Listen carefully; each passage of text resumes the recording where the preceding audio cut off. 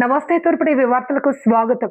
Palasa PSCS లో భారీ అవినీతి జరిగింది అనే ఆరోపణలు సంచలనంగా మారాయి.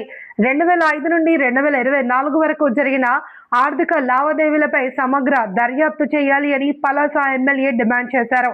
సభ్యుల అనుమతి లేకుండా వారి పేర్లతో లక్షల రూపాయల రుణాలు తీసుకున్నట్లు ఆరోపణలు ఉన్నాయి. బినామీ పేర్లతో లోన్లు మంజూరు చేయడం, సరైన పత్రాలు లేకుండా రుణాలు ఇవ్వడం జరిగిందన్నారు. పిఎస్సిఎస్ భవన నిర్మాణానికి ప్రభుత్వం 1,05,00,000 మంజూరు చేసినప్పటికీ అదనంగా 35 లక్షలు ఖర్చు చేయడంపై అనుమానాలు వ్యక్తమవుతున్నాయి. మొత్తంగా 75.50 కోట్ల ఆర్థిక అక్రమాలు జరిగినట్లు తెలుస్తోంది అని ఎమ్మెల్యే తెలిపారు. రికార్డులు పరిశీలించి పూర్తిస్థాయి విచారణ జరిపి తప్పు చేసిన వారిపై కఠిన చర్యలు తీసుకోవాలి అని అధికారులు కోరారు. ఈ కార్యక్రమంలో 4 మండలాల పిఎస్సిఎస్ అధ్యక్షులు పాల్గొన్నారు. జరిగిన ఆర్థిక అవినీతిపై సమగ్ర దర్యాప్తు చేసి నివేదిక సమర్పించడం గురించి ఈరోజు ప్రెస్ మీట్ పెట్టడం జరిగిందండి. ఇమీడియట్గా ఈరోజు ఎందుకంటే ఒక 4 రోజుల క్రితం పలాస పిఎస్సిఎస్కి సంబంధించిన ఒక పెద్ద ఆయన వచ్చారు నా దగ్గరికి. అమ్మ, నేను తీసుకుంది 10,000 లోన్ అయితే నేను అది కట్టడానికి వెళ్తే నా పేరు మీద ₹1,00,000 ఉంది. వాళ్ళకి అది తెలుసు. ₹1,00,000 ఎలాగ అసలు నేను తీసుకున్నానంటే నాకు అర్థం కావటం లేదు. దీని మీద దయచేసి అంటే ఇప్పటి వరకు జరిగిన అక్రమాల్లో ఇంక ఇది మరీ టూ మచ్గా ఉంది. ఒకసారి దాని మీద ఆ జిల్లా అధికారులతోని ఈ శాఖ మంత్రి గారితో కూడా మాట్లాడాను. ఆల్రెడీ వాటి మీద మేము నివేదిక సమగ్ర దర్యాప్తు చేయమని చెప్పినా నాకు 15 రోజుల్లోని దీన్ని ఎంత డీప్గా వెళ్తారో దయచేసి సమగ్ర నివేదిక ఇవ్వమని చెప్పడం జరిగింది. ఎందుకంటే 2005, 2024 వరకు జరిగిన అవినీతి కార్యకలాపాలపై అనేక అంశాలు వెలుగులోకి వచ్చిన దృష్ట్యా సంబంధిత కాలంలో జరిగిన అన్ని ఆర్థిక, పరిపాలన మరియు ఇతర లావాదేవీలను సమగ్రంగా పరిశీలించి అవినీతి కార్యకలాపాలు జరిగాయి అనేది నిర్ధారించాల్సిన అవసరం ఉంది.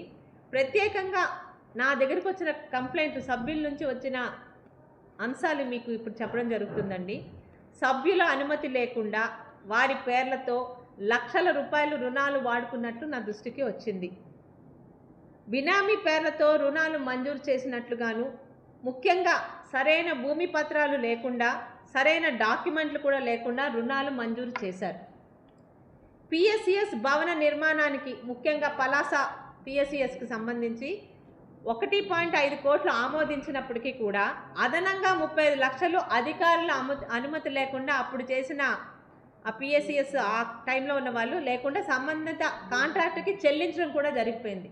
పర్మిషన్ అన్నది 1,05,00,000 ఉన్నప్పటికీ కూడా 1,40,00,000తో చేసి ఎవడబ్బ సొమ్ము తిన్నట్టో, ఎవడు పర్మిషన్ లేకుండా వీళ్ళు చెల్లించేశారు. ఇక సంఘంలో సభ్యులు అన్న వాళ్ళకి రుణాలు ఇవ్వాలి, అది అందరికీ తెలిసిన విషయమే. సంఘంలో సభ్యులు కానప్పటికీ కూడా వాళ్ళకి ఏ విధమైన వ్యవసాయ భూములు లేనప్పటికీ కూడా అటువంటి అనేక మంది అనర్హులకి పార్టీ పేరుతో చాలామందికి రుణాలు మంజూరు చేయడం జరిగింది. అది ఆల్రెడీ విత్ పేపర్ మీదే ఉంది. సుమారు 5.5 కోట్ల అంటే 5,50,00,000 వరకు ఆర్థిక అవినీతి జరిగిందన్నట్టు మా దృష్టికి వచ్చిందండి విత్ ప్రూఫ్స్తోని. అంత ఈజీగా వదిలిపెట్టేది లేదు. ఎందుకంటే ఈరోజు బయటకు వచ్చి నీతిమంతులు కబుర్లు చెప్తున్నారు అందరూ. వీళ్ళందరి పేర్లు, ఎవరెవరైతే కబుర్లు చెప్తున్నారో మొత్తం అందరి పేర్లు బయటకు వస్తాయి.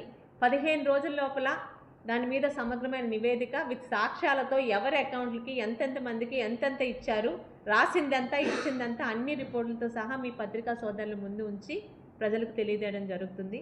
అందుకనే 4 సోదరులు కూడా ఇక్కడ పిఎస్సిఎస్ అధ్యక్షుల్ని పిలవడం జరిగింది.